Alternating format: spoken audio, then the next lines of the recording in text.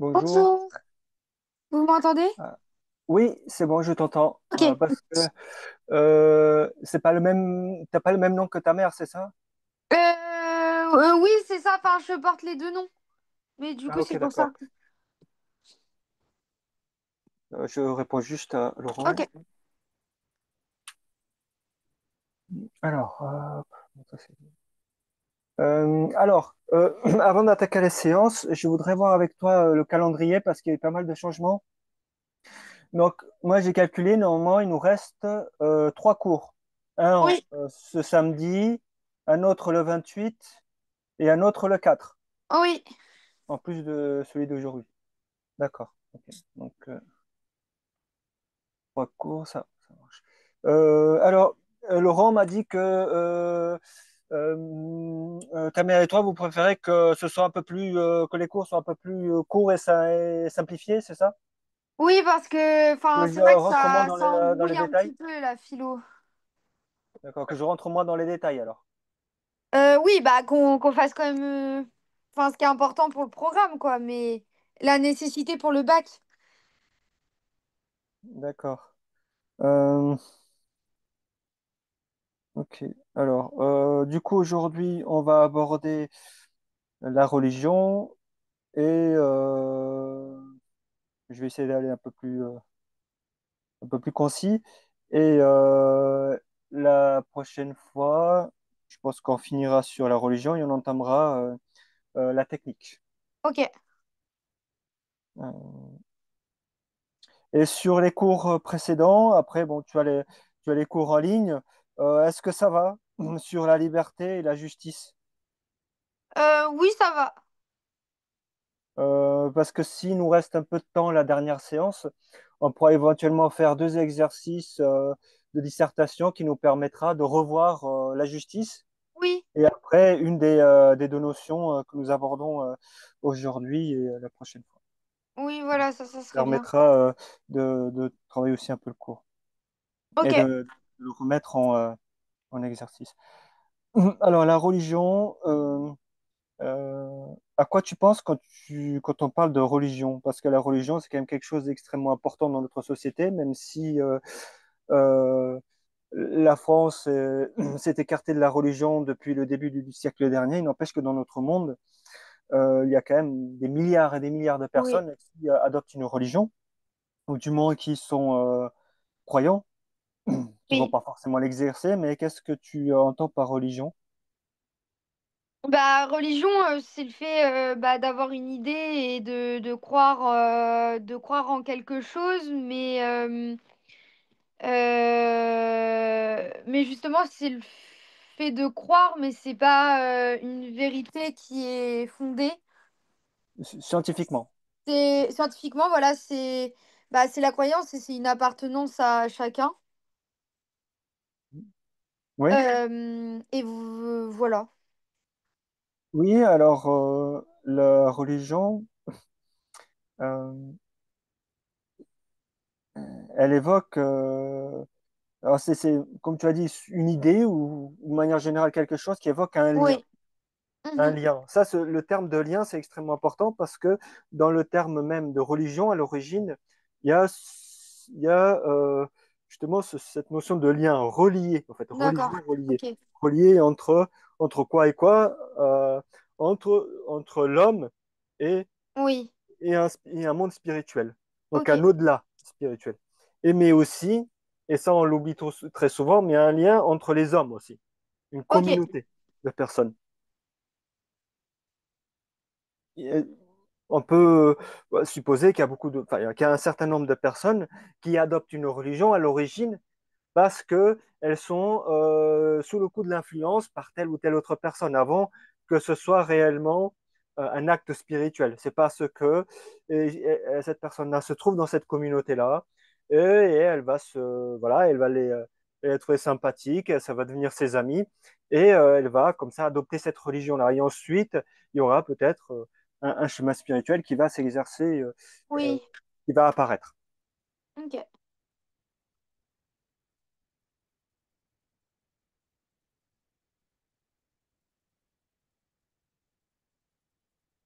Donc, comme je l'avais dit, la religion, c'est quelque chose de très ancien, en fait. Depuis, au fond, on peut même remonter peut-être à la fin de la préhistoire. Voilà, même mes connaissances sont un peu limitées, mais au moins au néolithique, ça c'est sûr et certain, dès le début du néolithique, on a un rapport entre les humains et une forme et des spiritualités. On ne parlera pas vraiment de Ok, religion à ce moment-là, mais oui, de- qui prendront la forme de rites, etc. ok,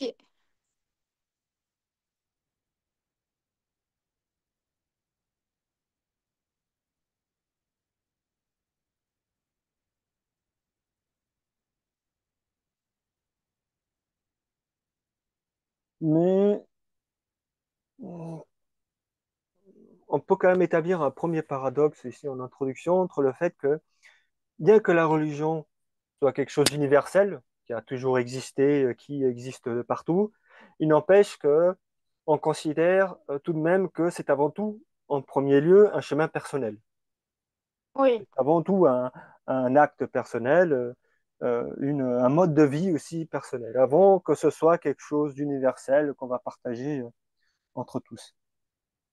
Et Euh, c'est aussi pour ça que dans les premiers temps, on parlait plus de spiritualité plutôt que de religion, parce que quand commence à parler de religion, on évoque aussi les institutions de la religion.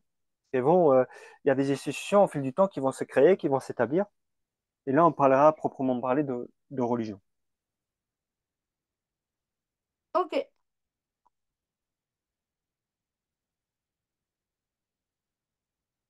Par conséquent, quand on parle de religion,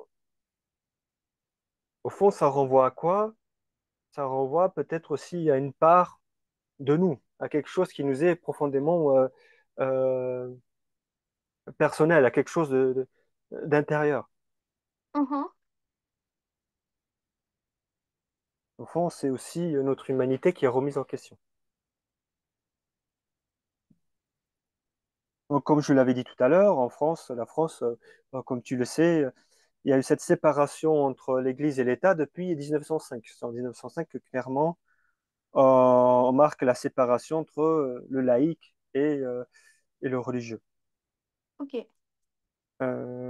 Mais bon, tout au long du 19e siècle, cet écart commençait à se creuser entre les deux entités.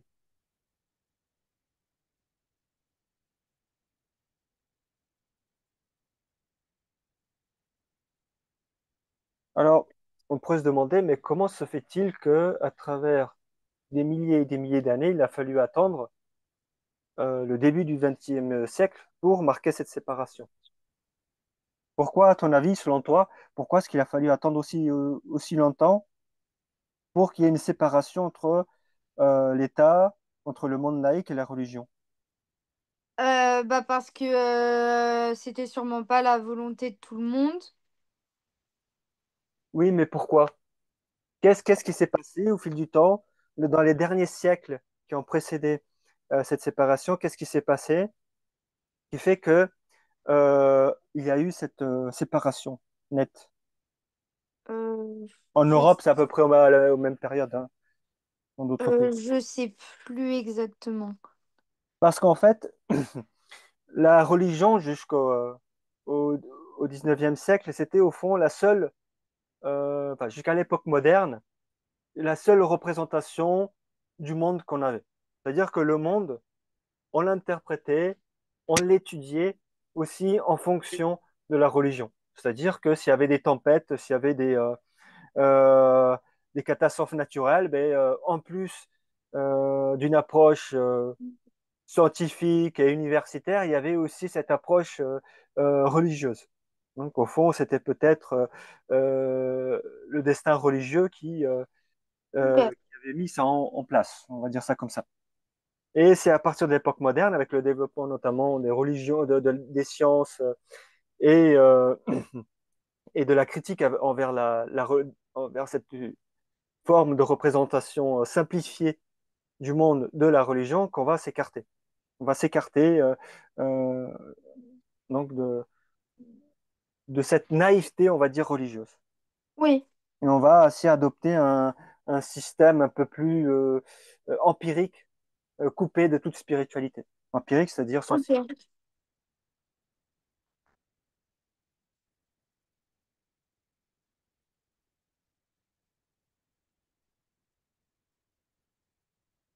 Et l'un des et vraiment, c'est en fait Kant, Emmanuel Kant, qui va vraiment marquer le tournant entre le début de cette où on va commencer à séparer le religieux des sciences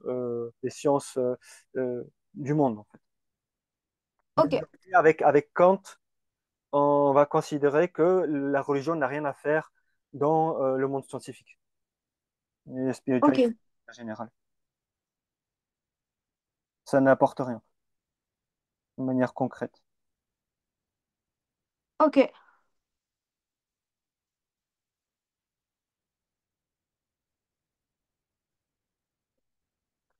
Mais en contrepartie, on verra ça après au fil du cours, mais la religion, elle avait aussi elle avait une approche un peu, comme je disais, naïve du monde qui nous entoure.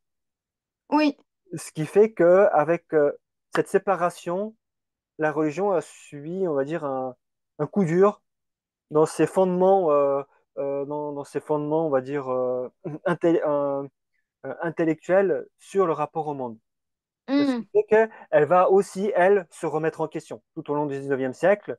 Elle va aussi adopter une forme de science dans son approche religieuse du monde qui nous entoure. Elle va se rationaliser au fil du Ok. temps. Donc ça va être aussi, au fond, il va y avoir une crise religieuse, mais bon, ça, je ne vais pas en parler parce que ça, c'est l'histoire, mais tout simplement pour aborder un peu le contexte. Pourquoi? Parce que c'est aussi de la culture générale. Pourquoi est-ce que, du coup, c'est aussi intéressant de savoir pourquoi est-ce que la religion, du coup, elle a commencé aussi à se remettre en question et à adopter une forme un peu plus critique Oui. ses propres approches, ses propres études sur le monde qui nous entoure. Mais au fond, il ne faut pas se tromper, hein, parce que la science aussi, elle fonctionne un peu comme ça. Elle passe aussi par des crises, la science. Oui. C'est un scientifique, enfin, un philosophe des sciences du nom de Bachelard qui disait que la science fonctionne par crise. C'est parce qu'il y a des crises, et c'est sur la base de ces crises qu'on se remet en question et qu'ensuite on peut avancer. Moi, je finis là sur l'introduction. Le grand A, la religion comme premier système structuré et fondateur pour la société. Donc la religion comme premier système structuré et fondateur pour la société.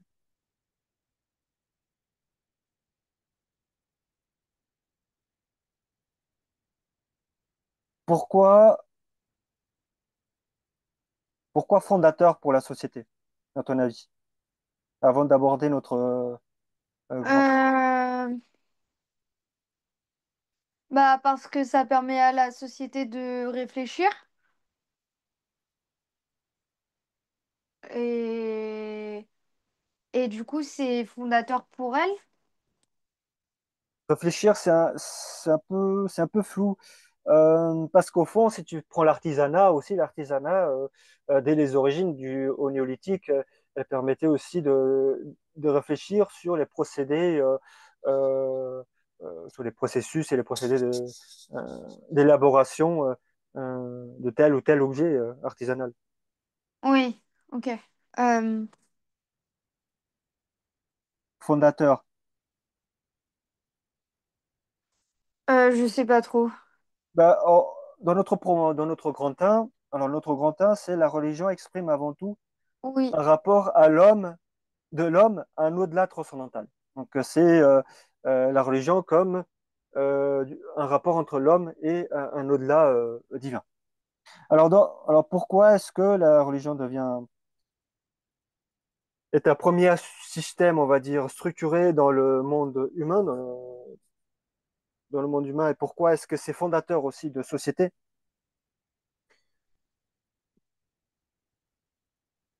Avant toute chose, la religion, comme on le sait, c'est avant tout la croyance hein, au fait qu'il existe des oui, divinités, des entités supérieures, que ce soit un dieu créateur ou des dieux créateurs. Donc, il y a quelque chose de sacré, quelque chose d'extrêmement important. important qui est transcendantal, c'est-à-dire qui nous dépasse, entre guillemets, et qui est censé nous guider. Ok. Et c'est là où c'est proprement fondateur, qui participe à la fondation d'une société, parce qu'au fond, il y a des règles et des commandements, et des interdits, du coup. Ah, ah. Des règles, à ton avis, ces règles, elles, euh, pourquoi est-ce qu'on impose des règles? Pourquoi est-ce que la religion, à l'origine, elle impose des règles, à ton avis? Bah pour Pourquoi il y a des interdits et des commandements? Faut se placer qu'à l'époque, on était bah quand parce même que vraiment sinon dans le corps. ça sinon elle serait trop libre et En fait, la religion, elle va imposer. il y aurait plus de cadre dans la religion. Oui, mais en fait, il faut savoir une chose, c'est qu'elle impose des règles aux hommes. Donc, on a une religion qui vient imposer des règles et, euh, et des commandements aux hommes avec des interdits. Il faut se dire qu'à l'origine, le monde était un peu, on va dire, encore sauvage, d'accord? Et il y a une certaine forme de brutalité. Donc, Ok. si au fond, on impose des règles et des commandements, c'est justement pour imposer une forme d'éthique et de morale. À l'origine, c'est ça. C'est ça que dans la religion, on parle souvent de compassion, par exemple. Mhm. Compassion, c'est-à-dire comprendre la souffrance de l'autre. Pourquoi est-ce que l'autre il souffre et essayer Ok. euh, d'avoir un regard euh, plus compréhensif. Ok. Et aussi, les règles, ça va être aussi des choses très bateaux, comme ne pas voler, ne pas tuer, ne pas commettre l'adultère, par exemple. Voilà, tout ça. Tout ça pour Ok. pouvoir, pour faire en sorte que euh, les personnes puissent vivre Oui. dans une société convenable, ensemble. C'est pour ça que c'est fondateur de société. Ça participe, c'est pas le seul élément, mais ça participe. C'est pour ça qu'on va organiser aussi un monde divin. Un monde divin, au fond, ça devient aussi un idéal de société. C'est-à-dire qu'on va se Hmm. référer à ce monde divin pour pouvoir organiser notre propre société. Ok.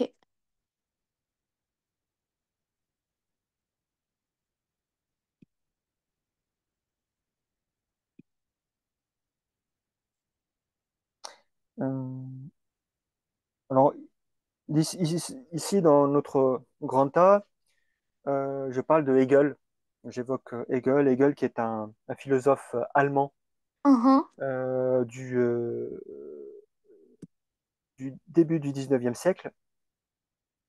Et lui, il identifie un paradoxe dans la notion de religion. Il dit que d'un côté, c'est un chemin personnel, mais en même temps, c'est quelque chose qui conditionne la société. C'est-à-dire qui fonde des règles, qui établit des commandements, des interdits, etc. Donc c'est en même temps quelque chose de personnel, c'est censé être Mhm. personnel, mais en Oui. même temps, ça vient gérer la communauté. Donc Oui. ici, il identifie un espèce de paradoxe, un paradoxe qui pour lui est utile, du coup, nécessaire, et notamment, euh, on va aussi, la religion va participer à gérer la société au travers des objets qu'on va installer, qu'on va produire, etc. Ça va être, je sais pas, tout objet de culte, les édifices, voilà.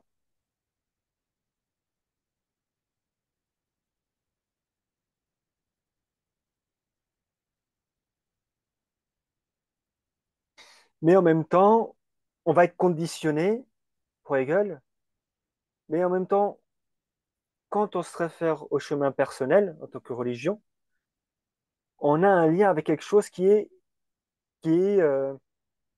on a un lien avec le divin. Et le divin, c'est l'absolu. C'est quelque chose qui n'obéit pas à des conditions.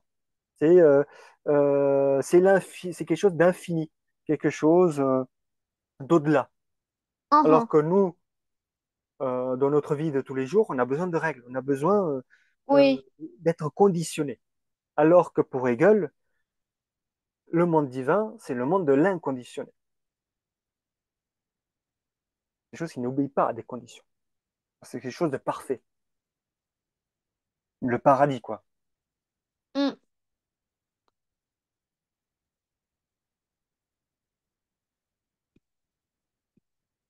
Et donc, du coup, je finirai là-dessus sur ce point. C'est de là aussi que vont découler aussi toute forme de culture. L'art, par exemple, de la Renaissance est intimement influencé par la religion. Tu prends le Michel-Ange, Léonard de Vinci, Raphaël, Oui, c'est très influencé par la religion. C'est après, au début du XVIIe siècle, avec le Caravage, par exemple. Donc là, on commence un peu à s'écarter de la religion, mais la religion participe aussi, est un vecteur de culture. D'ailleurs, dans le cours sur la justice, on avait parlé comme quoi la religion, c'est elle qui avait véhiculé la culture et les institutions romaines. Cette oui. justice romaine où l'Empire romain s'était effondré, c'est la religion qui avait perduré justement cette forme de justice et qu'il avait aussi légèrement changé. Ici, dans le grand 2, enfin, le grand A, le grand B, pardon, on va se focaliser sur la notion de Dieu, l'absolu et Dieu.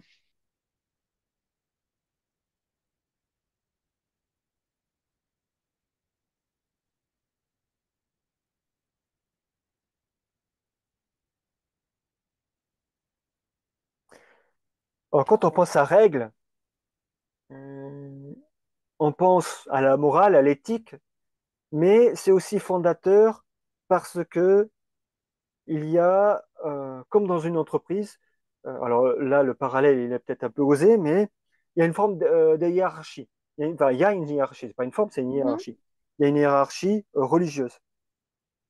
Et au sommet, on a Dieu. Et ensuite, on peut avoir tout un tas d'êtres, de personnages, comme les anges, les saints, etc. Et ensuite, ainsi de suite.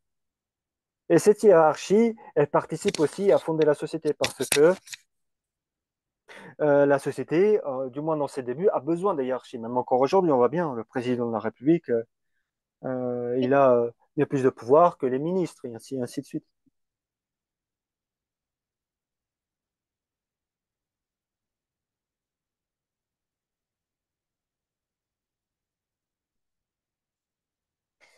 Et si on se focalise sur ce Dieu qui est au sommet de cette hiérarchie,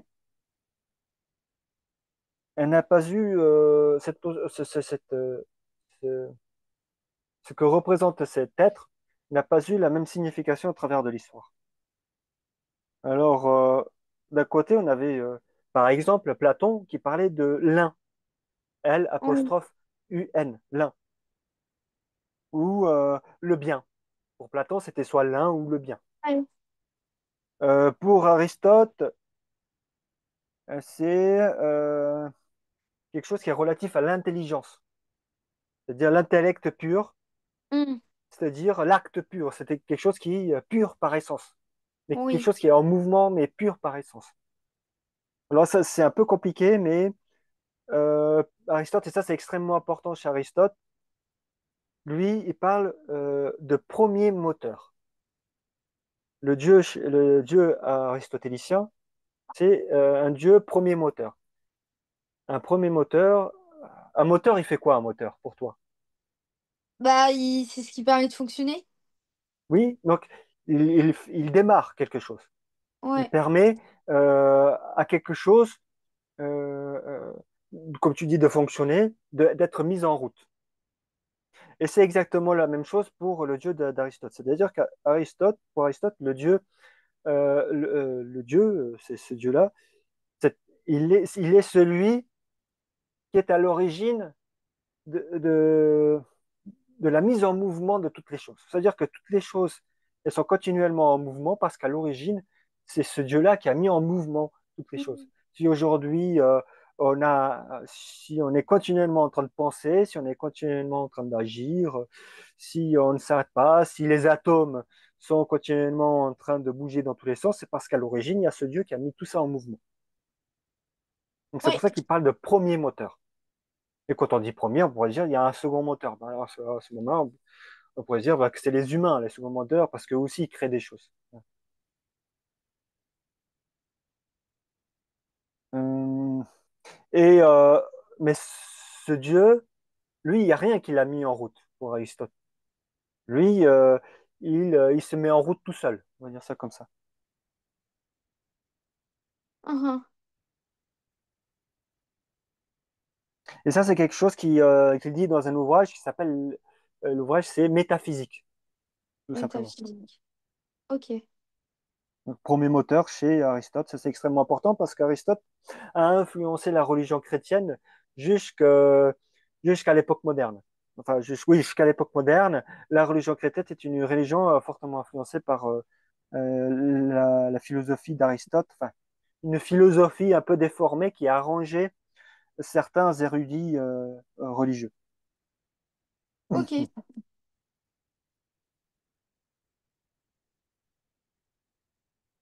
Donc, en fait, Dieu, c'est pas quelque chose de physique pour Aristote, mais c'est quelque chose qui est purement intellectuel.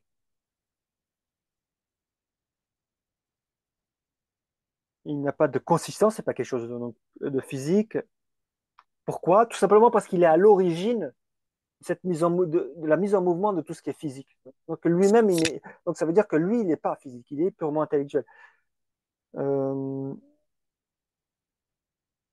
Parce qu'il met continuellement en route. Si aujourd'hui toutes les choses sont en mouvement, c'est parce que ce Dieu d'Aristote, il met tout ça en mouvement. Bon, là, je me répète un peu, mais ça pour comprendre que euh, Oui. il ne crée pas quelque chose. Hein. Mhm. Concrètement, comme dans la religion chrétienne, pour Aristote, il ne crée pas quelque chose, mais il met en mouvement les choses à l'origine. Voilà.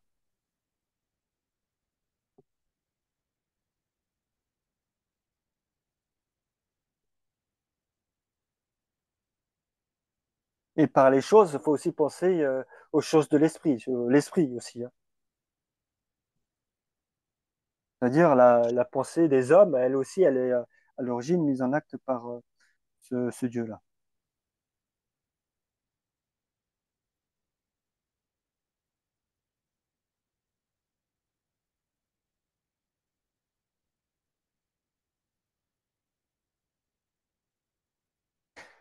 Alors, Aristote, comme le monde grec à cette époque-là, à l'origine, le monde grec, il s'inspirait euh, des croyances orientales.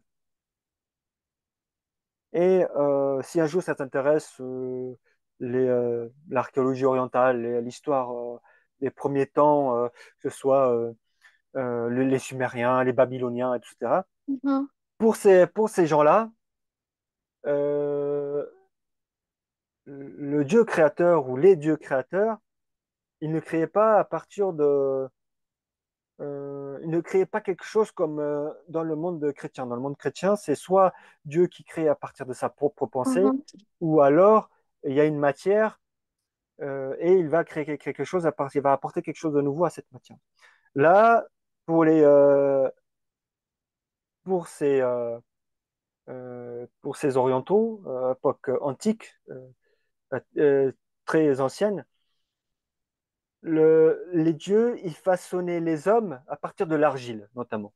Donc, il y avait l'argile, parce qu'à l'époque, il y avait beaucoup d'artisanat autour de l'argile.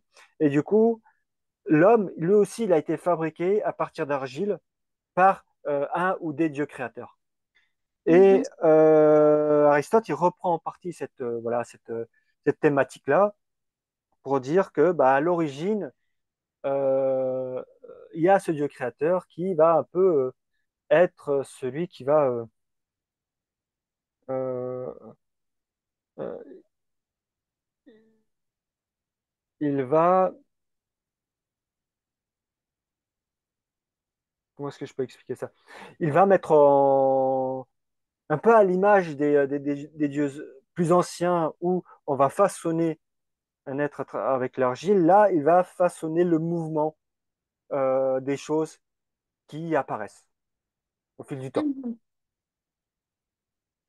Les êtres humains, ils sont apparus au fil du temps parce que il a mis en acte, il a mis en mouvement euh, nos actes de pensée, il a mis en mouvement la matière et tout ça. C'est une façon de façonner, mais enfin, c'est une manière de façonner la réalité, mais d'une autre façon. Ok.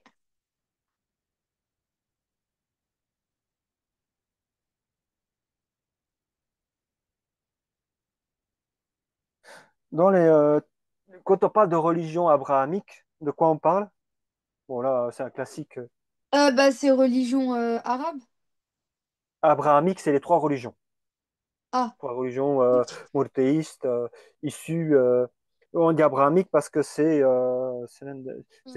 c'est le premier fondateur des trois religions, donc juive, chrétienne et musulmane. Ok.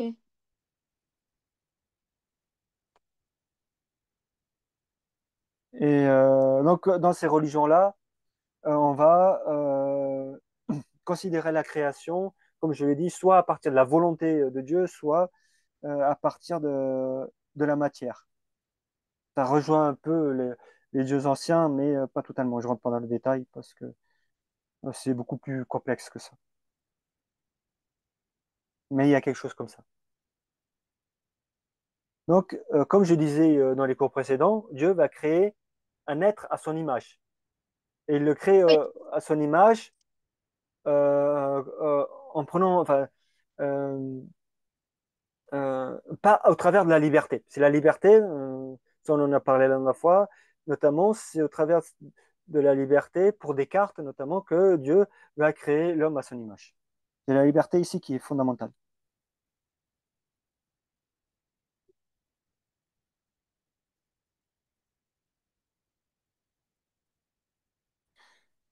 Si on se focalise sur Dieu, c'est un être, comme tu le sais, qui est dans la région, notamment dans la région chrétienne, il est considéré comme un être éternel, omniscient et omnipotent. Omniscient, c'est-à-dire qu'il voit tout à tout moment, à tout instant, et omnipotent, ça veut dire qu'il peut agir partout en même temps. Ok. Et il peut intervenir à tout moment.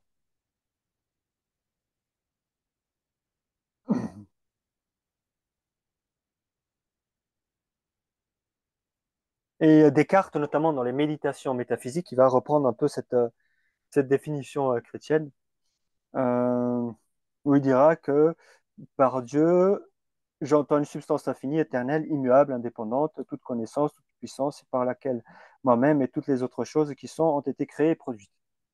Donc là, il reprend cette définition, mais il, euh, il l'analyse d'un point de vue philosophique. Ok.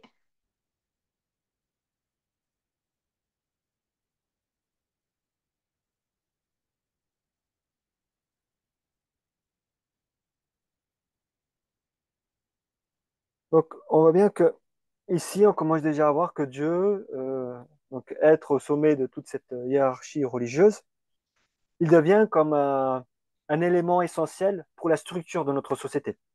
C'est-à-dire que c'est par lui que la communauté, soit par lui ou par les différents dieux ou divins, enfin oui, les différents dieux ou divinités, que la société va s'organiser, se structurer. Ça, c'est extrêmement important pour la suite. Donc, dans mon troisième, dans mon grand C,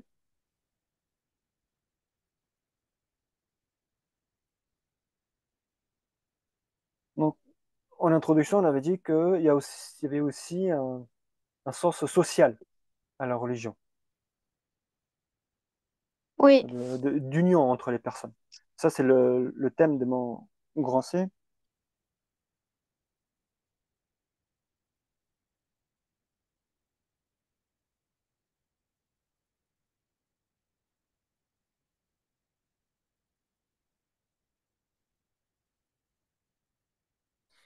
Donc, ça veut dire que ces croyances,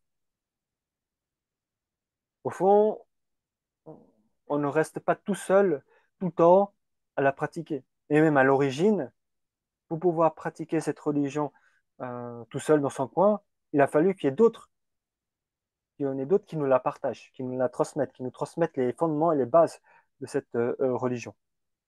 Mhm.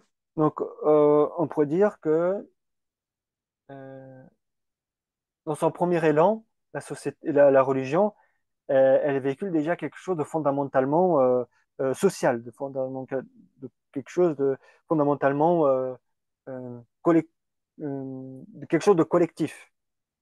Donc il y a une dimension collective Mhm. à, à la religion. Et selon toi, qu'est-ce qui vient concrètement marquer cette dimension collective dans la religion? Quelles sont Mhm. les choses qui viennent justement montrer que c'est collectif? Bah, c'est que déjà, il y a beaucoup de personnes, du coup, Oui. qui ont les mêmes idées. Mhm. Et ça Et, permet aussi de rassembler les gens.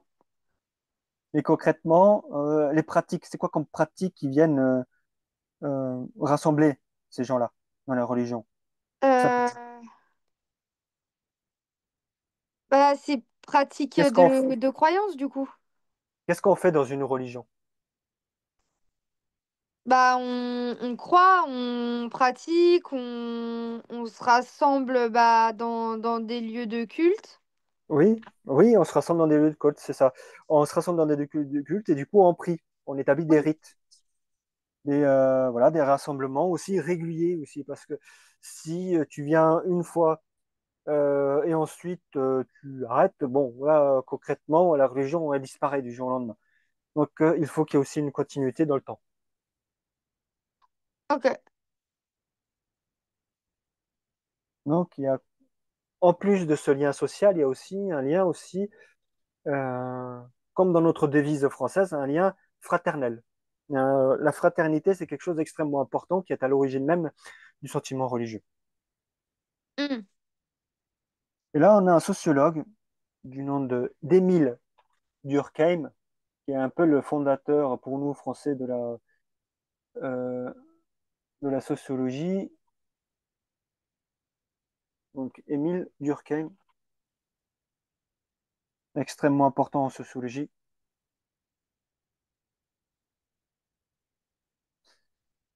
Euh, et lui, il va analyser la religion d'un point de vue social.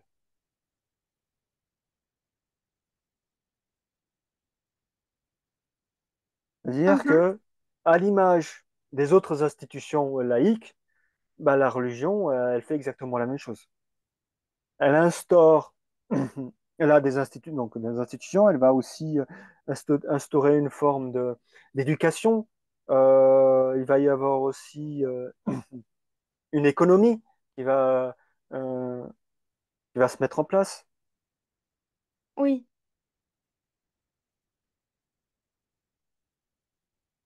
On va créer des choses, il va y avoir de l'art, il va y avoir des constructions qui vont s'établir. oui,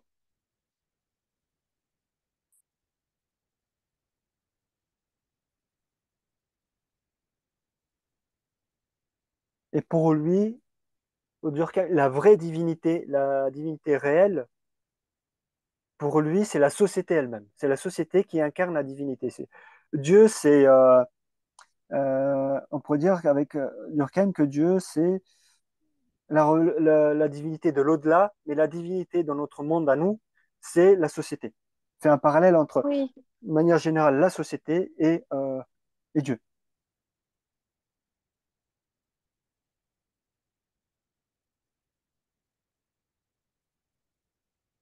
Pourquoi? Alors, il donnera une citation, enfin, je vais donner une citation célèbre de lui. Pour lui, la religion est un système de croyances et de pratiques relatives à des choses sacrées qui unissent, c'est important, unissent en une même communauté morale tous ceux qui y adhèrent. En fait, ce sont ces choses sacrées qui vont unir ces différents individus et c'est cette union qui marque la divinité sacrée, pour enfin la vraie divinité réelle dans notre monde sensible, pour Durkheim. Hmm. Et tout ça, il analyse dans un ouvrage qui s'intitule Les formes élémentaires de la vie religieuse. C'est un auteur de la fin du 19e, début 20e. ok.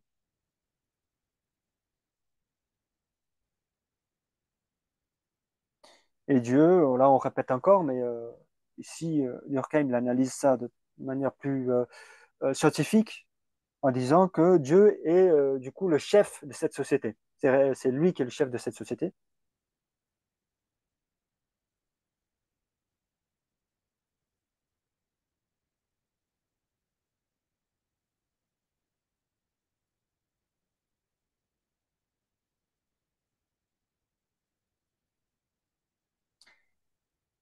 Et, euh, et c'est cette force qu'incarne cette image, cet imaginaire du Dieu créateur qui va être le ciment qui va réunir les gens autour donc de pratiques et de rites, comme on vient de le dire. Ok. Et cette force qui unit les gens, c'est quelque chose qui est considéré dans la religion comme quelque chose de transcendantal, d'absolument quelque chose qui dépasse les limites humaines. C'est cette force qui nous pousse à unir. Et cette force de l'union, c'est quelque chose qui est considéré comme spirituel au-delà de notre monde sensible.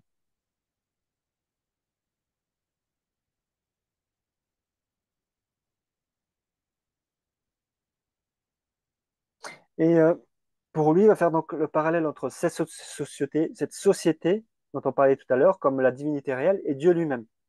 Il dira que la société est à ses membres ce que Dieu est à ses fidèles. C'est cette union dans notre monde de tous les jours, cette union, cette force de l'union, elle est à l'image de la force de Dieu. Tu vois le parallèle ou pas? Oui.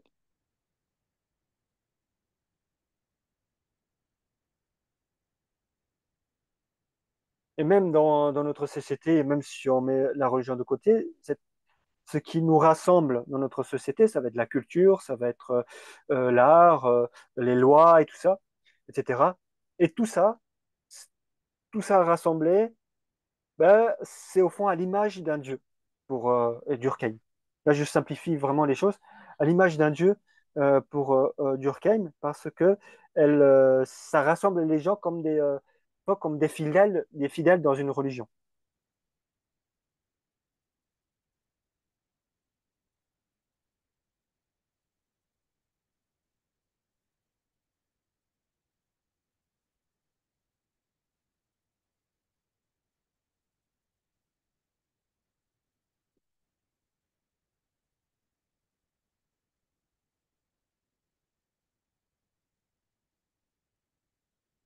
Mais il faut tout de même savoir ce que c'est que société, à quoi renvoie société. Oui. Et c'est quoi pour toi société, sociale? C'est quoi société sociale? On en parle souvent, mais c'est quoi? Enfin, on en a une idée comme ça, mais si on veut poser une définition plus ou moins claire, qu'est-ce que c'est concrètement pour toi, société? Comment Euh, se manifeste-t-elle? bah, je sais pas exactement. Enfin, société, bah, c'est tout le monde. Enfin, c'est ce qui regroupe tout le monde. Hmm. En fait, tout simplement, oui, c'est ça, Oui. c'est quelque chose qui se caractérise euh, comme manifestation collective. Donc, la société, elle est issue d'un rassemblement de personnes, d'activités collectives. Oui. Mais aussi, la société, c'est aussi euh, une donnée ou une idée qui représente un groupe humain. Là, ce serait plutôt une approche qui serait plutôt utile dans les statistiques, notamment. Oui. On va parler en termes de groupe humain, de groupe social.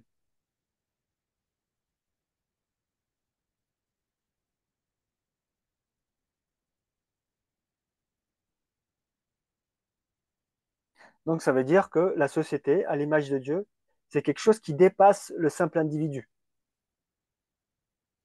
mais qui est extérieur à l'individu, mais en même temps, l'individu dépend de la société. La société, c'est quelque chose, c'est une force globale, mais en même temps, chaque individu participe à cette force globale, mais en même temps, c'est quelque chose qui lui est extérieur, mais dont il est dépendant, un peu comme un dieu. C'est pour ça qu'il fait le parallèle entre Dieu, Durkheim. Est-ce que là, tu vois mieux le parallèle ou pas? Oui.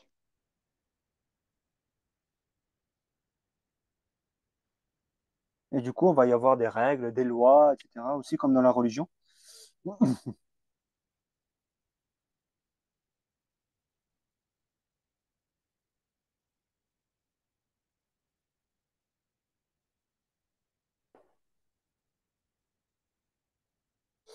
Mais un phénomène social, un fait social, pour Durkheim, je sais- bon, je vais évoquer brièvement, c'est pas quelque chose qui s'étale dans le temps. C'est quelque chose qui ne perdure pas dans le temps. Un phénomène social, ça va être, par exemple, si on prend le cas de la musique, ou certaines modes, par exemple, des années 80, on voit bien que dans les années 80, on s'habillait, on chantait de telle manière, il y avait tel mode vestimentaire ou musical qui était mis en avant, mais aujourd'hui, on ne fait pas les choses de la même façon. Dans ce sens, que Durkheim parle de fait social, de phénomène social. Mm.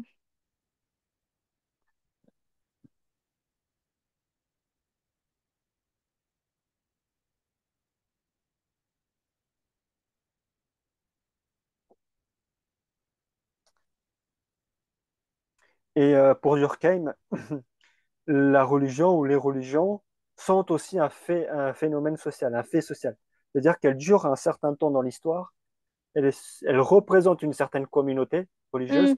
mais à un moment donné, soit la religion se transforme ou soit elle s'arrête.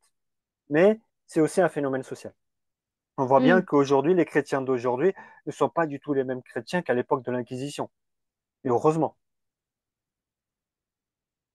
C'était quand même violent à l'époque de l'Inquisition. Et aujourd'hui, c'est tout le contraire. Du moins en partie.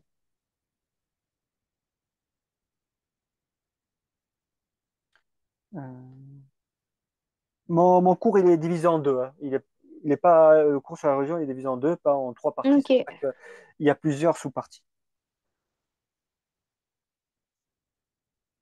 Ensuite,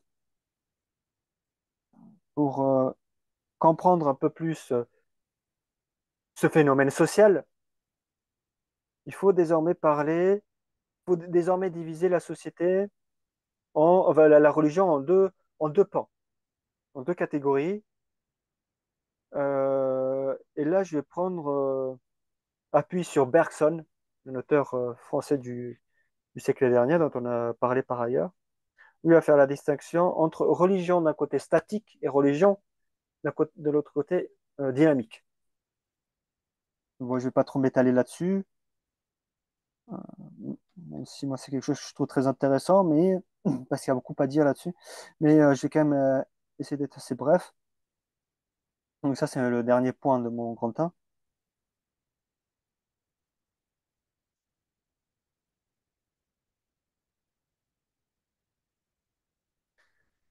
Alors, il faut revenir à ce qu'on disait en introduction. Euh, Comme on a dit, la religion, enfin, la religion, elle n'apparaît pas comme ça du jour au lendemain dans l'histoire. Tout d'abord, on parlera plutôt de spiritualité, avant d'aboutir vraiment aux trois grandes religions monothéistes qui existent aujourd'hui.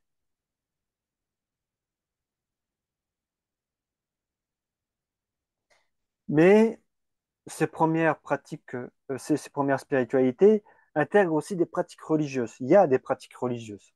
Simplement, elles ne sont pas instituées de la même manière qu'elles le sont aujourd'hui.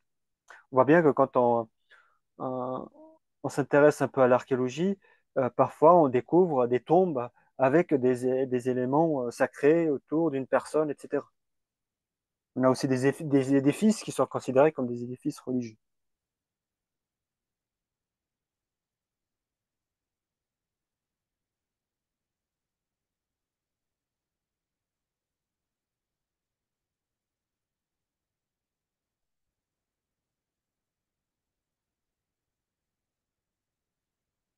Et c'est en s'appuyant sur ces réflexions des premiers temps des spiritualités de la religion que Bergson, au fond, il va considérer la vraie religion comme quelque chose euh, qui est plus, qui se rapproche plus d'un comportement et d'une attitude euh, de l'individu dans sa vie de tous les jours, une forme de sagesse, une forme d'éthique, plutôt qu'une organisation sociale bien établie. Pour Bergson, c'est d'abord et avant tout une pratique personnelle liée à la sagesse, euh, euh, liée à la sagesse, à la pratique aussi de l'éthique, plutôt que suivre bêtement euh, des, euh, euh, des fondements religieux et des prières. S'il n'y a pas cette, ce chemin personnel, alors pour Bergson, il n'y a pas vraiment de religion. Il a un ouvrage essentiel pour Bergson dans ce cours, c'est Les deux sources de la morale et de la religion.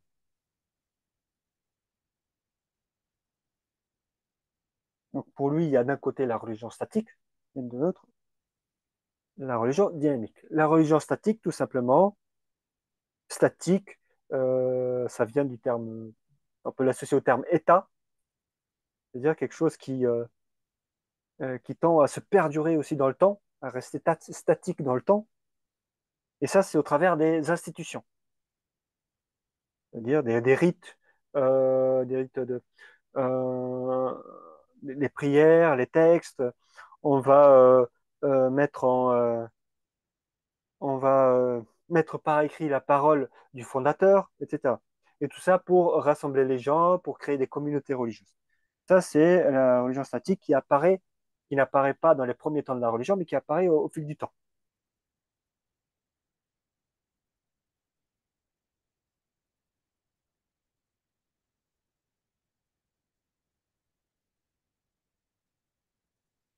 Et statique, c'est cette religion statique, cette forme de religion statique, elle va aussi, euh, qu'elle pousse les gens à se rassembler aussi euh, dans une forme aussi, je dirais, d'assurance contre l'imprévisible. C'est-à-dire que on va se rassembler parce que on a peur de quelque chose, et on a peur de quoi? C'est essentiellement de la mort et de ce qui se passe après la mort. C'est aussi pour la raison pour laquelle on va instituer la religion, pour façonner ce lien entre les gens.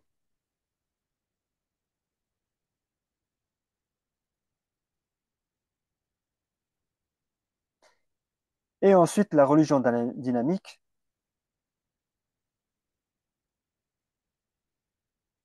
Du coup, la religion dynamique, ce serait quoi pour toi? Si c'est l'inverse de la religion statique? Euh, Bon, ça rejoint ce qu'on disait tout à l'heure. oui. Donc, dynamique, plutôt quelque chose de personnel, du coup. Mhm.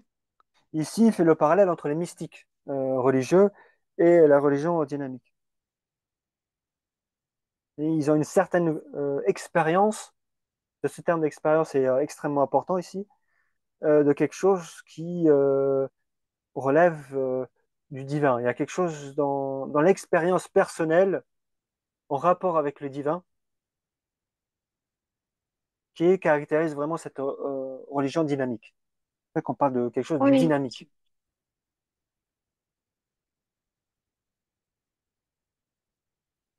Bon, ça va être par exemple les moines dans les monastères. Ça va être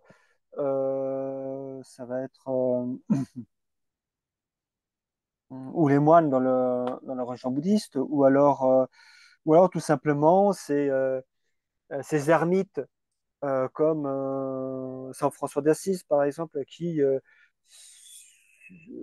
un moment donné, ils pratiquent leur religion tout seuls dans leur coin, Oui. justement parce qu'ils entretiennent une forme de rapport au divin qui pour Bergson, est plus un rapport dynamique que statique. Ok. Et pour Bergson, c'est là la vraie religion, pour Bergson. Ça veut dire que l'autre n'est pas la vraie religion, mais elle est moins. elle est moins profonde.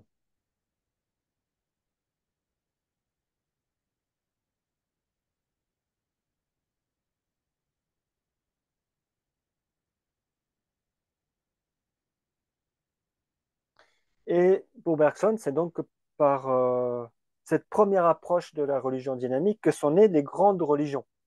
Hmm, D'abord, on était dans des formes dynamiques et ensuite dans des formes statiques. ok.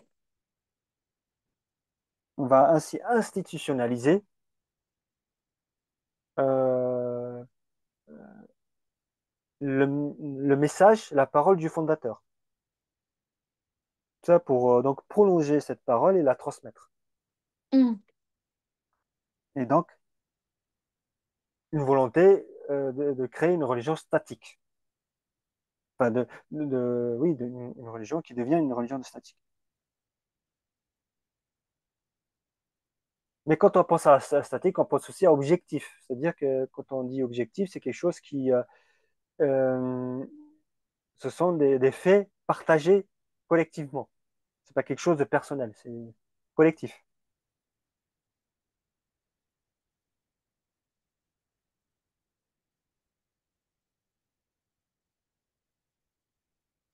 Mais ici, et je finirai sur ce point-là, Bergson, il identifie deux problèmes à la religion statique, qui n'apparaissent pas dans la religion dynamique. Dans la religion musulmane, on a par exemple le soufisme, qui Mhm. pourrait faire partie de cette religion dynamique, par exemple. Ok. Le soufisme, c'est un peu comme les moines chrétiens ou bouddhistes, sauf que là, chez les musulmans, ça dure environ un mois ou quelques semaines, d'après mes faibles connaissances sur le sujet. Et là, il y a deux problèmes qui qui peuvent émerger de la religion statique. Euh,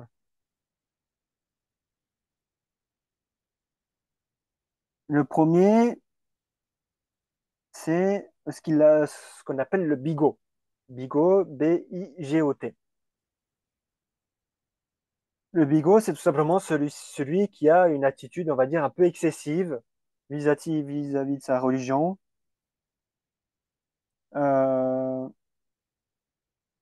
parfois même antirationnelle dans les pratiques religieuses. C'est-à-dire que euh, il, euh, il a peut-être un peu tendance parfois à imposer sa façon de faire aux autres religieux. Il va dire oui, non, le Christ n'a pas dit ça, il a dit ça, etc. Il va avoir une attitude un peu on va dire un peu radicale sur la religion, un peu excessive, qui n'est pas forcément rationnelle. Hmm. Et ensuite, on a la seconde, qui découle de la première, qui est une forme aggravée de la première, qui du coup, c'est quoi pour toi? On en parle quand Euh, même beaucoup depuis 2001.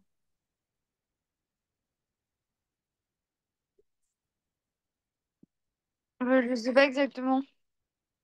Mais en fait, c'est le fanatisme religieux. Ok. Enfin, je prends 2001 parce qu'il y a eu les attentats Oui. aux États-Unis. Voilà. Oui, ok, ok, c'était par rapport à ça. Ok. Euh, Donc c'est le fanatisme religieux, tout simplement. Là, c'est une idolâtrie, un absolutisme total, c'est-à-dire qu'on va imposer sa religion aux autres, tout simplement. Ou alors la Ok. vérité de sa propre religion aux autres. Et ça peut prendre plusieurs formes, hein. Dans la religion chrétienne aussi, il y en a, dans le bouddhisme, dans la religion juive, il y en a partout.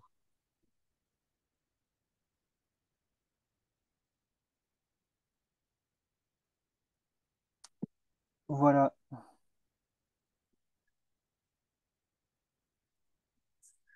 Et du coup, est-ce que vous pourriez me faire une fiche récapitulative pour euh,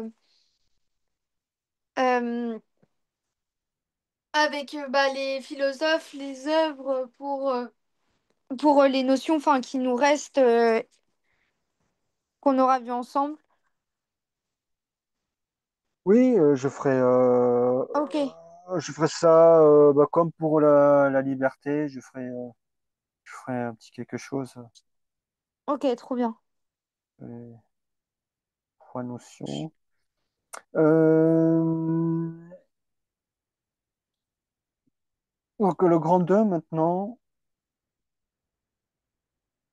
là on va aborder plutôt le mouvement inverse de notre cours qui est cette fois-ci les limites et les illusions de la religion. Donc on va y avoir un aspect plus Oui. critique de la Hmm. religion. Alors le thème critique, normalement, il est neutre, mais très Ok. souvent on l'utilise pour point- soit pour pointer du doigt ce qui ne va pas, soit pour juger quelqu'un.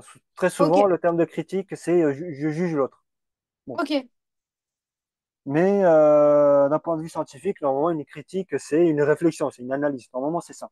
Hmm. Pour Kant, quand Kant il nomme ses ouvrages critiques de la raison pure ou critiques de la raison pratique, c'est après changer ça par analyse de la raison pure ou analyse de la raison pratique. Hmm.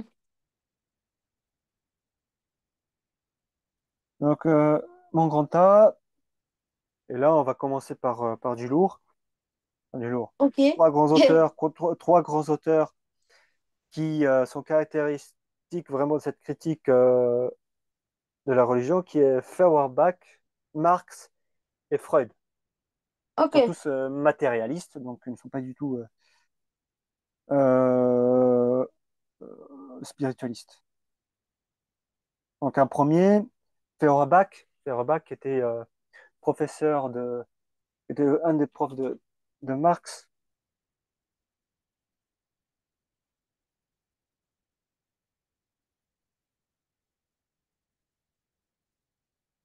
Donc, Ludwig Feuerbach, dans un ouvrage qui s'intitule L'essence du christianisme.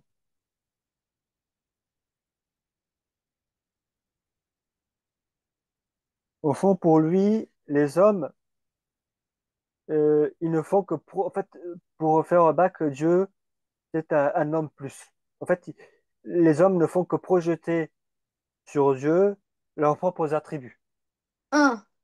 leur personnalité, leur existence, conscience, volonté, amour de soi, bonté, etc.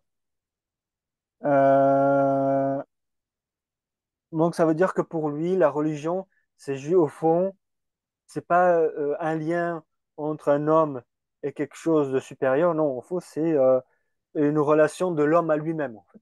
Puisque on ne fait que projeter en Dieu nos propres caractéristiques. Donc au fond, c'est l'homme avec lui-même. Sauf Ok. qu'il se cache cette vérité. Ça veut dire que pour Feuerbach, l'homme, il est au fond asservi par cette fausse, par cette illusion. Oui.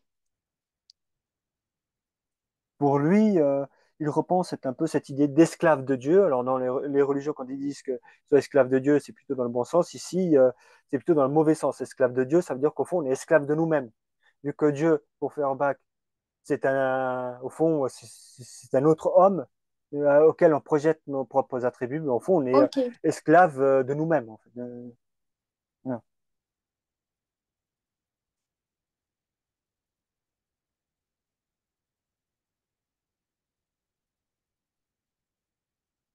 Asservissement ou aliénation. Marx utilisera beaucoup le terme d'aliénation. C'est un Ok. peu synonyme d'asservissement. Euh, Pas que, mais ça se rapproche. Et donc, Feuerbach qui dira, l'homme tel est le mystère de la religion, objective son essence, puis à nouveau fait de lui-même l'objet de cet être objectivé, métamorphosé en sujet, une personne. Bon, c'est un peu complexe, mais tout ça pour dire que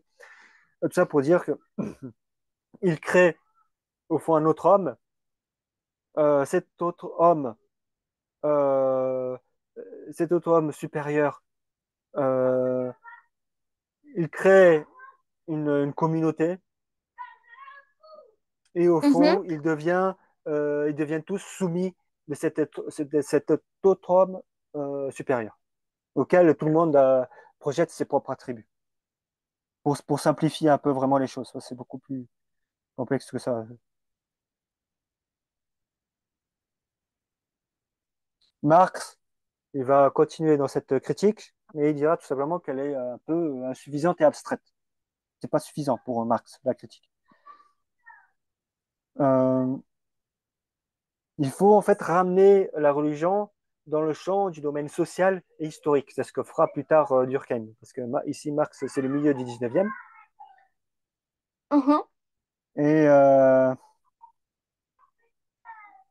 et au fond, pour lui, cette puissance de Dieu, au fond, c'est le reflet, à ton avis, pourquoi, selon Marx, on va attribuer comme ça une puissance à Dieu? Ça reflète quoi, cette puissance de Dieu? Ça reflète quoi vis-à-vis de nous? Euh,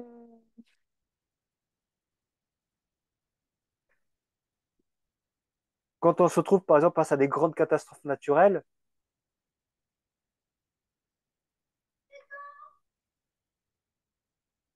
Dieu, lui, il pourrait surmonter tout ça. D'ailleurs, il m'a même dit que c'était Dieu qui met ça en place, enfin, qui crée tout ça. Mais nous, quand on se trouve face à ces catastrophes naturelles, on a quoi comme un sentiment? Bah, on est impuissant. Voilà. Donc, au fond, pour Marx, la puissance de Dieu, elle est le reflet de l'impuissance humaine, Mm. de l'impuissance naturelle et sociale de l'homme. Ça, c'est un point extrêmement important ici.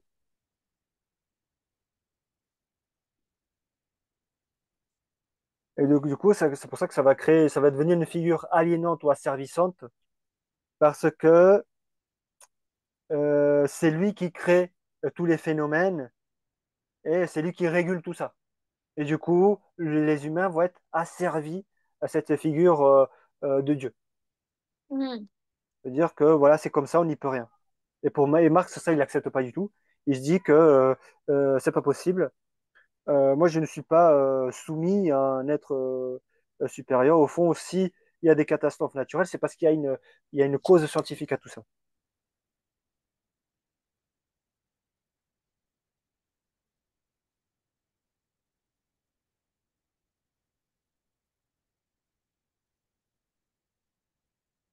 Et du coup, il va y avoir aussi ces espérances et ces illusions qui vont aussi émerger. Par exemple, un rêve du paradis, par exemple. Il va projeter dans Dieu ses propres espérances et ses propres espoirs, alors que pour Marx, bah, c'est dans la réalité qu'il faut projeter ses propres espoirs, pas dans un monde au-delà. C'est dans la réalité concrète et maintenant. Et là, on a une grande citation de Marx que euh, tout le monde connaît.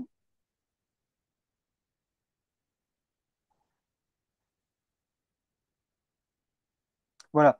Il dira, je ne donne pas toute la citation, mais il dira, elle, donc la religion, est l'opium du peuple. La religion n'est que le soleil illusoire qui gravite autour de l'homme tant que l'homme ne gravite pas autour de lui-même. Voilà. C'est assez caractéristique de tout ce qu'on vient de dire. La religion est l'opium du peuple, ça c'est une citation culture G, ça tout le monde connaît ça, et très souvent utilisée à droite et à gauche. Ensuite, on finira notre point sur Freud. Alors Freud, lui aussi, il est matérialiste. Tu as déjà entendu parler de Freud ou pas? Euh, oui. Un peu. Alors c'est un psychanalyste, comme tu le sais, extrêmement important même encore aujourd'hui, même si on s'est un peu écarté de certaines de ses théories. Mais il n'empêche que c'est lui qui est à l'origine de la psychanalyse, pas de la psychologie, parce que la psychologie elle existait avant, mais de la psychanalyse.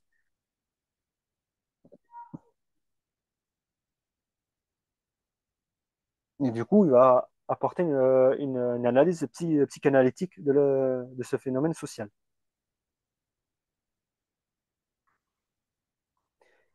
Et Freud, très souvent, il analyse les choses en fonction de, de nos, euh, de nos traumatismes et de nos pulsions euh, infantiles. Mm.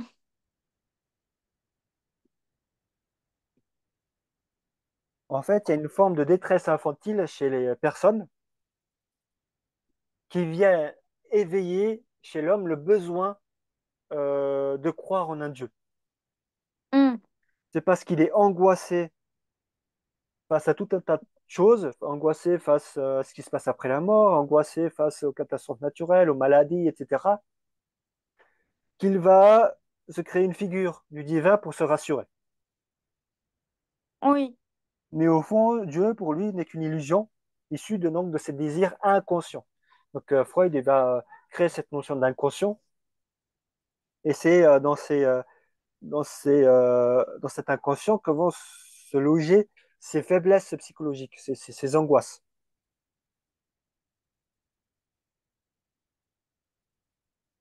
Et c'est pour ça qu'il dira, dans un ouvrage qui s'intitule L'avenir d'une illusion,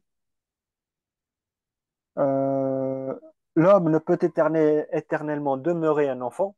Donc ça veut dire qu'il ne peut pas rester à cet état d'infantilisation religieuse. Donc là, je ferme la parenthèse, virgule, il lui faut s'aventurer dans l'univers hostile. Donc il faut qu'il ait le courage d'affronter tous les problèmes. En gros, c'est ça.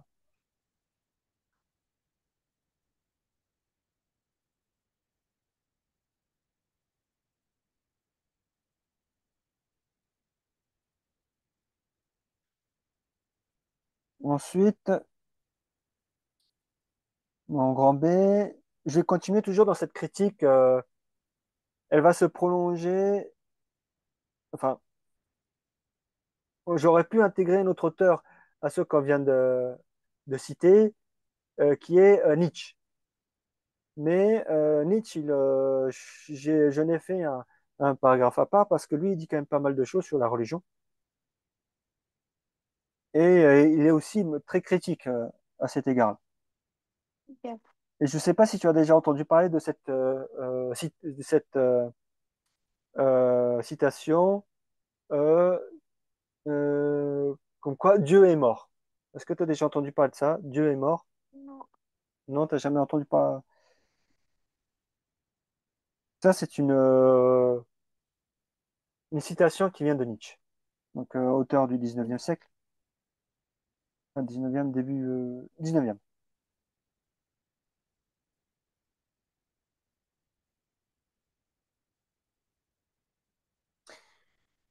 Si on revient à ce que je disais en introduction, pourquoi est-ce que la religion elle est apparue? Tout simplement parce que il y avait tout un tas de phénomènes autour de nous qu'on ne comprenait pas. Et du coup, on a commencé à élaborer des théories religieuses, spirituelles, comme quoi, bah, si ça se passait de telle manière, c'est parce que il y a des esprits, c'est parce qu'il y a des dieux qui organisent ça de cette façon-là. Et au fil du temps, ça s'est accompagné par des études scientifiques, voilà, rationnelles et scientifiques.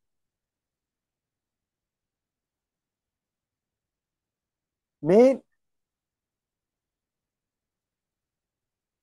euh, les siècles qui ont précédé Nietzsche ont vu les choses changer de manière radicale, comme on l'a dit tout à l'heure. Désormais, le monde, il est compris, il est abordé uniquement à partir du 19e siècle du point de vue des sciences. Et on va écarter tout ce qui ne fait pas partie, qui ne contribue pas à approfondir les sciences, à les enrichir. Donc on va écarter le religieux. Et donc Nietzsche il va revenir sur ça. Ok.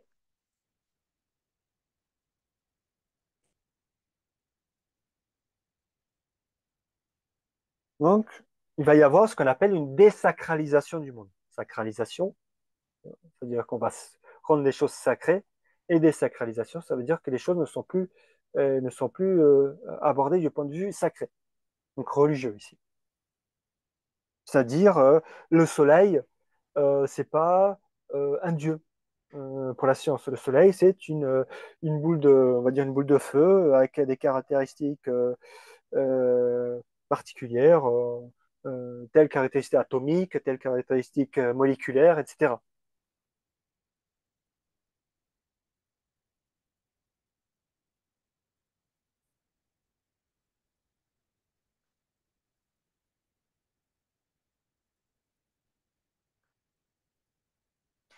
Et elle vient ici pour Nietzsche. non seulement désacraliser les préceptes religieux, mais aussi écarter toute cette réflexion naïve dont on parlait tout à l'heure, religieuse. Parce qu'on va, il y a aussi quelque chose de simpliste qui était véhiculé par les religions ou les spiritualités jusqu'à l'avènement de la science à cette époque-là.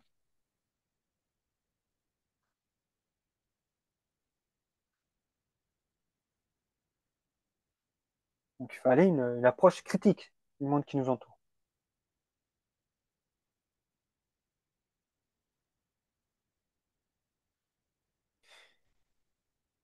Et toujours en introduisant, on disait que paradoxalement, à cet effondrement de cette vision simpliste de la religion va se remettre en question. Et elle aussi va intégrer cette rationalité scientifique Hum, dans ses propres préceptes, dans ses propres fondements.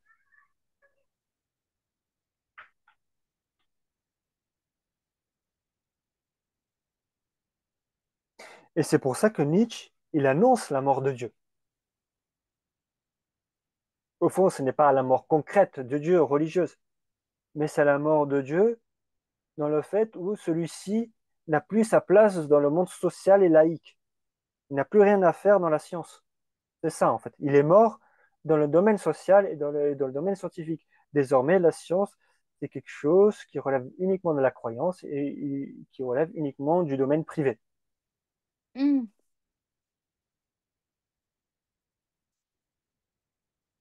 Il est mort parce que on ne va plus aborder le monde qui nous entoure au travers de la religion, au travers des préceptes simplistes pour Nietzsche, euh, le monde qui nous entoure. ok. Alors là, j'ai une citation un peu longue, mais je vais aller dans les parties qui nous intéressent. Donc, Nietzsche, il a écrit plusieurs ouvrages qui sont tous, enfin, beaucoup qui sont très importants, très étudiés. Il y a ainsi parlé Zarathustra, mais il y a aussi le gai savoir. Et ici, dans le gai savoir, le gai savoir, G-A-I, le savoir, il dira quelque chose que tout le monde retiendra. Ce sera, en effet, nous autres philosophes, nous autres esprits libres, entre guillemets, à la nouvelle que le vieux Dieu est mort, nous nous sentons comme touchés par les rayons d'une nouvelle aurore.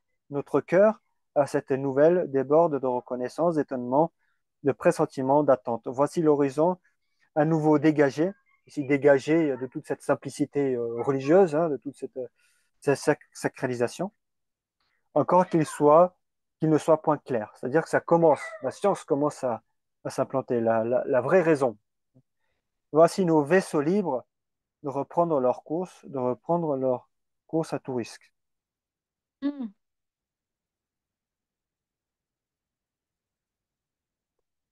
Ah ouais, ça c'était la fin de la citation.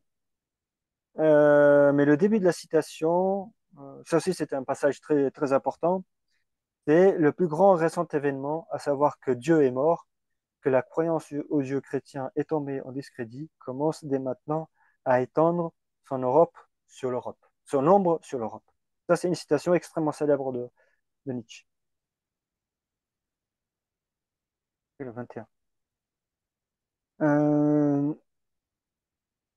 mais on pourrait quand même pour finir sur ce point-là, sur Nietzsche, on pourrait quand même se demander, mais si au fond, c'est pas un peu trop naïf de se dire que Dieu est mort, est-ce qu'il est réellement mort, même socialement, et même scientifiquement parlant? oui. Parce que, pour Kant notamment, donc Kant, auteur de la fin du XVIIIe siècle, la religion véhicule quand même quelque chose d'assez important, qui est l'éthique et la morale. Et le domaine social, et même encore aujourd'hui, dans le calendrier dans lequel que nous avons, il y a quand même des éléments religieux, parce que ça fait partie de nos traditions, ça fait partie de notre histoire, donc c'est normal. Et la morale et l'éthique, elle vient aussi en partie de la religion. Donc est-ce que le Dieu a complètement disparu du domaine social? C'est pas aussi simple qu'on ne le croit. Dans le domaine de la science, oui, mais dans le domaine social, pas vraiment. Ça dépend. C'est plus compliqué. Et ça sera le dernier point que nous aborderons. Non, l'avant-dernier point, oui, après il y aura Pascal, mais ça ira vite sur Pascal. Ce sera l'avant-dernier point sur la religion avec Kant, et ensuite avec Pascal. Ira beaucoup plus vite. Voilà. Et je pense on finira ça la première demi-heure la prochaine fois. Et ensuite, on finira l'heure qui suivra. Donc, ça sera la technique. Et je pense qu'on ira jusqu'à la moitié du cours. Et ensuite, le deuxième cours, on finira sur la technique et on abordera enfin un sujet de dissertation. Ok. Voilà. Est-ce que tu as des questions? Non, pour moi, ça va. Et par Euh, contre, du coup, je veux bien des petites fiches récapitulatives, enfin, pour réviser le bac avec les auteurs importants et enfin les auteurs, les œuvres, les dates pour mettre dans une dissertation ou tout ça. mhm. Ouais. Mais après, Ça, en je veux bien si complément c'est possible. de ces fiches, tu as aussi, euh, tu as aussi les cours enregistrés. Oui, Oui, je vais t'envoyer ça. Alors, je ne sais pas quand est-ce que je vais envoyer ça. Je vais voir. Euh, Peut-être parce que ce week-end, je suis très pris. Mais bon, je vais voir. Je vais voir. De ok. toute façon, je communiquerai ça sur WhatsApp. Oui, merci. Voilà. Euh, Pour moi, c'est bon. Si tu as des questions, n'hésite pas. Ok.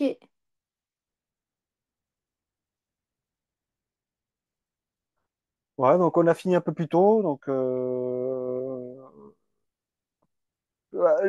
toute façon, Marx et Nietzsche, ils sont, en tout cas, Marx, c'est extrêmement important, notamment Et en- ça, du coup, vous pourrez le mettre dans la fiche. Oui, oui, ça sera mis dans la fiche. Ok. Et tous ceux qui peuvent être importants Oui, pour les oui, citer en dissertation ou tout oui, ça. oui, ça sera mis.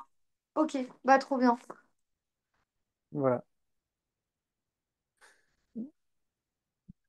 Bon, écoute, merci. Bah Merci à merci toi. beaucoup. Et puis du coup, on se revoit quand? Enfin, c'est quand déjà la prochaine fois le cours? Normalement, c'est samedi. Samedi. Ok, bah à Samedi samedi. à 18h, il me Ok. semble. Voilà. Euh, Merci. Bah à samedi du coup. Oui, à Au samedi. revoir. Merci. Au revoir.